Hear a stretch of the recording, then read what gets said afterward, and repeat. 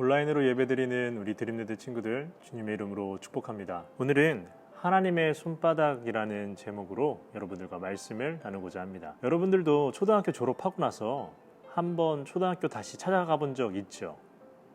아마 대부분이 똑같은 것을 느꼈을 것이라 생각하는데, 내가 졸업한 학교를 다시 한번 찾아가다 보면 내가 다녔던 초등학교 운동장이 굉장히 작게 느껴질 때가 있어요. 이렇게 작았나? 학교가 이렇게 작았나 할 정도로 굉장히 작게 느껴져요. 여러분이 중학교 다니는 사이에 운동장 사이즈가 작아진 걸까요? 아니겠죠? 여러분의 키가 큰 거죠. 사람도 신체가 자라나면 내가 보는 사물, 내가 보는 공간이 작아 보이는데, 하물며 하나님이 우리를 바라보시면 어떻게 보일까요? 오늘 이러한 생각을 갖고 오늘 본문을 한번 보도록 할게요. 오늘 본문은 여전히 정신 못 차리는 남유다에 대한 이야기예요. 남유다가 가장 두려워하던 나라 알고 있죠? 바로 아수르. 정말 남유다는 이 아수르를 정말 싫어했어요. 싫어할 수밖에 없죠. 아하스 왕 이후로 아수르의 종살이를 한 거나 다름이 없거든요. 그래서 이 남유다는 어떻게 하면 아수르의 지배에서 벗어날 수 있을지 고민하다가 이번엔 애굽, 즉 이집트라는 나라를 쳐다봐요. 그리고 그들과 동맹을 맺으려고 합니다. 그런데 이집트도 사람이거든요. 전지전능한 하나님이 아니라 결국 사람이에요. 그 사람을 과연 믿을 수 있을까요? 그래서 하나님은 남유다에게 이렇게 말을 해줍니다. 오늘 본문 3절입니다. 한번 다 같이 읽어볼게요. 자, 시작. 애굽은 사람이요 신이 아니며 그들의 말들은 육체요 영이 아니라 여호와께서 그의 손을 펴시면 돕는 자도 넘어지며 도움을 받는 자도 엎드려져서 다 함께 멸망하리라. 아멘. 무슨 말이라요? 처음에 얘기하죠. 이집트도 사람이라고, 신이 아니라고 이야기를 해주죠. 전도사님이 대학원을 다닐 때 소그룹 모임이 있었어요. 우리도 예배 끝나면 셀 모임 했잖아요. 큐티 나눔하고.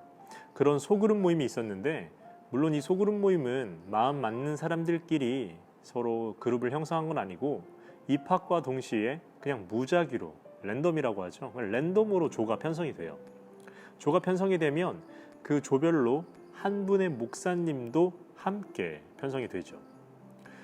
어느 날 이제 소그룹 시간에 이제 모임을 하다가 갑자기 목사님이 우리들에게 이런 말을 해줬어요. 사람은 믿음의 대상이 아니라 사랑의 대상입니다. 이런 말을 해줬죠. 이것은 사람을 비하하는 발언은 아니었어요. 사람은 상황을 주도하지 못한다는 말을 해주려고 했던 거예요. 여러분 주위에도 믿을 만한 사람들 있어요. 여러분 주위에도 믿을 만한 친구들도 분명히 있어요. 그런데 아무리 믿을 만한 사람이라고 할지라도 상황을 주도하지는 못해요. 미래에 어떤 일이 벌어질지 모르기 때문에 만반의 준비는 하죠. 그러나 위기가 닥치면 우리가 준비했던 것으로 대처하겠지만 그것으로 완벽하게 대처하는 것이 불가능하다는 거죠. 이처럼 사람은 상황을 주도하지 못하기 때문에 우리가 의지해야 될 대상은 아니라는 이야기를 해준 겁니다. 남유다도 마찬가지죠. 아무리 이집트가 강해 보인다고 할지라도 조금 더 지혜롭게 생각해야 하죠. 그래서 하나님이 그들에게 이렇게 말을 해줘요. 5절입니다. 다 함께 읽어보도록 하겠습니다. 시작. 새가 날개치며 그 새끼를 보호함같이 나 만군의 여호와가 예루살렘을 보호할 것이라. 그것을 호위하며 건지며 뛰어넘어 구원하리라 하셨느니라. 아멘. 5절은 하나님이 직접적으로 이야기를 하는 거예요. 내가 지켜줄게. 남유다에게 내가 지켜줄 테니까 너희 나를 의지하라고. 다른 데 보지 마. 나를 의지해. 이렇게 말해주고 있는 겁니다. 하나님이 이렇게까지 말을 해주는데도 불구하고 남유다는 하나님의 말씀을 들을 귀가 없어요. 오죽했으면 6절에서 하나님이 돌아오라고 이야기까지 해요. 돌아와라. 내게로 돌아와라. 이렇게까지 하나님은 이야기를 하십니다. 하나님은 정말 이들을 사랑한다는 거예요. 하나님은 여러분들에게도 이야기하고 있어요. 돌아오라고. 혹시라도 말씀을 멀리하고 내 멋대로 살았던 그 시기가 있다면, 또는 그 시기를 살고 있는 친구들이 있다면 하나님은 말씀하고 계신 거예요. 돌아와라. 내게로 돌아오라. 이렇게 말씀하고 계세요. 그러나 남유다는 돌아가지 못해요. 왜 그럴까요? 불안하거든요. 눈에 보이지 않는 하나님을 의지하기보단 내 눈에 보이는 강력한 나라 이집트를 의지하는 것이 더 지혜로워 보인다고 착각하고 있거든요. 그러나 하나님은 남유다가 두려워하는 아수르에 대해서 이렇게 말씀하십니다. 자, 오늘 본문 8절이에요. 다 같이 읽어보겠습니다. 시작. 아수르는 칼에 엎드러질 것이나 사람의 칼로 말미암음이 아니겠고, 칼에 삼켜질 것이나 사람의 칼로 말미암음이 아닐 것이며, 그는 칼 앞에서 도망할 것이요 그의 장정들은 복역하는 자가 될 것이라. 아멘.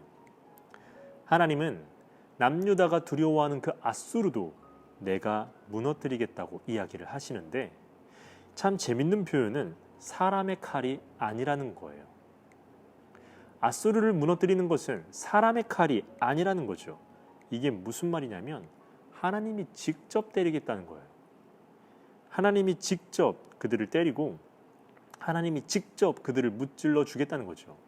하나님이 남유다에게 내가 너를 직접 지켜줄게 라고 말씀하시는 것처럼, 하나님은 남유다가 두려워하는 그 아수르를 내가 직접 때릴 거야, 내가 직접 칠 거야 라고 이야기를 해주는 거예요. 이것은 우리에게도 동일하게 이야기하고 있죠. 하나님은 우리가 두려워하는 모든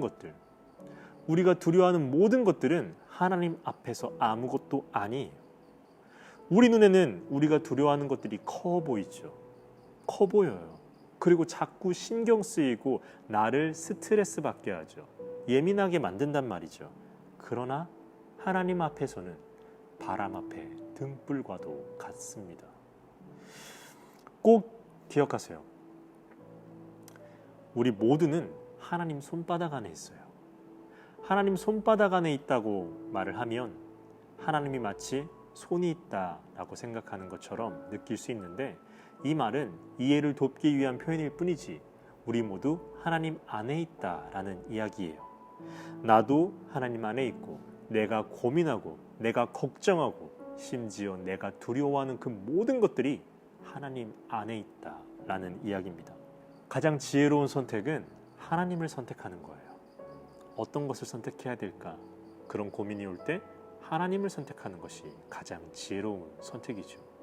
하나님을 선택한다는 것은 어떻게 하는 걸까요? 식상하게 들리겠지만 말씀을 가까이 하세요.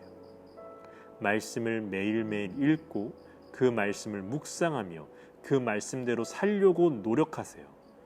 그것을 끊임없이 반복하다 보면 어느 순간 하나님의 말씀이 나를 이끌고 있다는 것이 반드시 느껴질 겁니다.